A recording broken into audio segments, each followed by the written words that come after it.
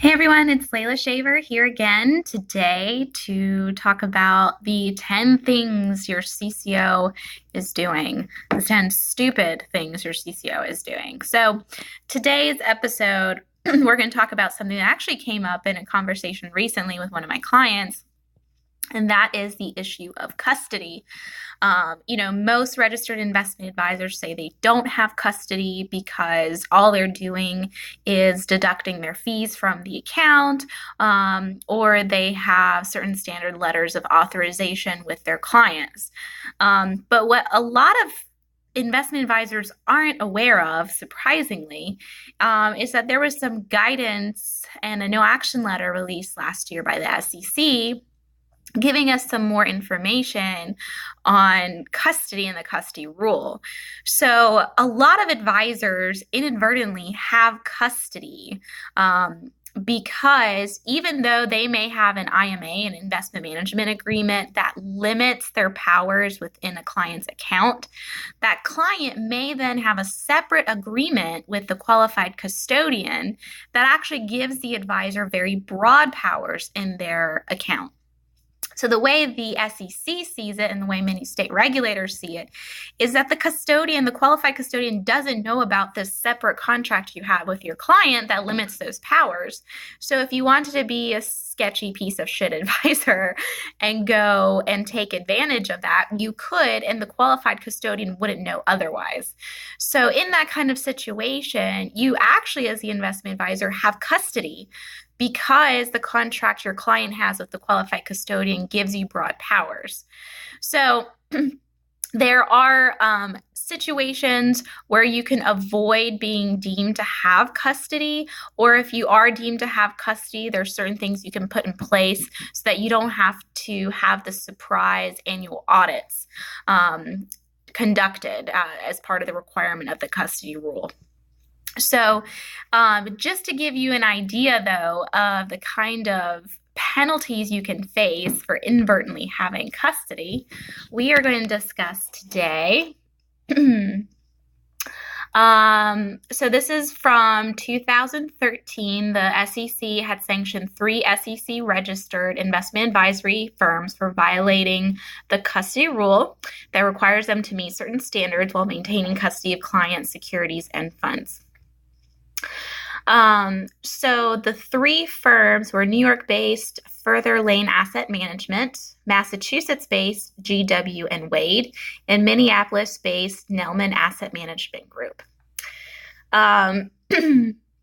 So with Further Lane Asset Management, they had custody of assets of a hedge fund they managed. They didn't have the annual surprise audit. They didn't send out quarterly account statements, and there was some fraud involved with some of the activities they were conducting.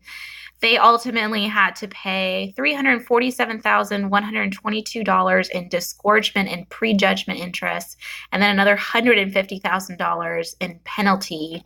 And then they were suspended from the industry for a year. So that's pretty hefty disciplinary action for that firm.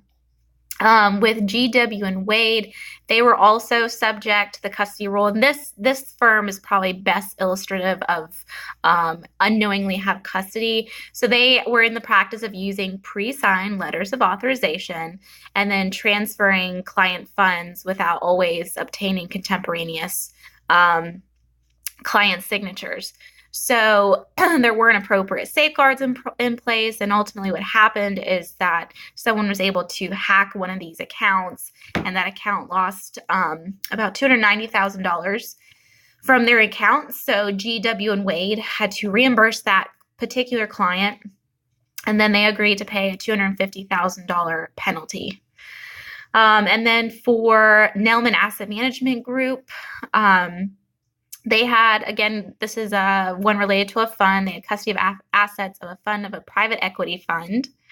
The financial statements were not audited. There weren't quarterly statements going out. And they failed to adopt and implement controls and procedures to safeguard client assets and monitor them to make sure there isn't any sort of fraud or hacking or anything like that happening. So they agree to pay $60,000, and then their CCO agreed to pay $75,000 penalty and was barred from acting as a CCO for 3 years.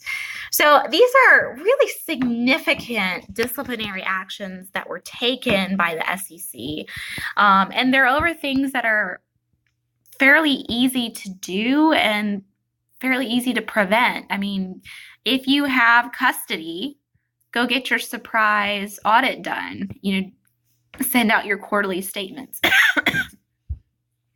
With the firm that used letters of authorizations, there's several different requirements that you'd have to abide by. For example, the qualified custodian would have to have a copy of the letter of authorization. All the accounts must be listed, and what qualified custodian holds those accounts. So if you're making payments to your client's personal accounts held elsewhere, or you're being authorized to pay third parties, all the account numbers have to be there. The qualified custodian has to be able to verify the signatures. The client has to be able to remove that authorization at any time. And there are a few other requirements that go along with it, but those are kind of some basic ones. You have to have these safeguards in place. And if you have these safeguards in place, then you can avoid having to have the surprise audit done. You would still be deemed to have custody, but you could avoid the surprise audit requirement. If it's a first letter or a first party letter of authorization, that's not custody at all. But again, there are still requirements you have to abide by to get that exemption from that being deemed being custody. Otherwise, you could be facing, suspension of 1 year, suspension of 3 years from acting as CCO. The smallest penalty in this case was $60,000. The largest being $250,000. Those are just the penalties for the firms that had, hacking of client accounts or some fraud.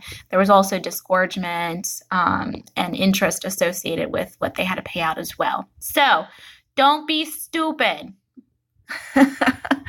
Give us a call. Let us review your systems. We actually talked to a client this week. We're doing a mock SEC exam for them. Let us come in and do a risk assessment, see where you are. Avoid paying $250,000 in penalty and pay a fraction of that to come in and for us to come in and do an examination. Don't be stupid.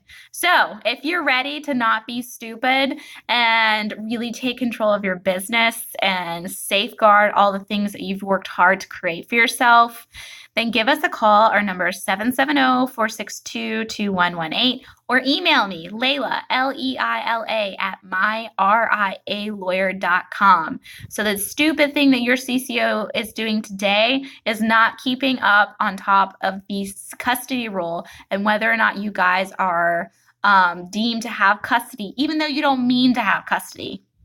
So let's look into that issue and avoid it, because it's a big, big, big, big topic and a big red flag for regulators, and it's something they are actively looking at because it's easy to spot. So give us a call or email me today. I look forward to helping you safeguard your business and stop the stupid shit you're doing in your business. Call us today. Bye.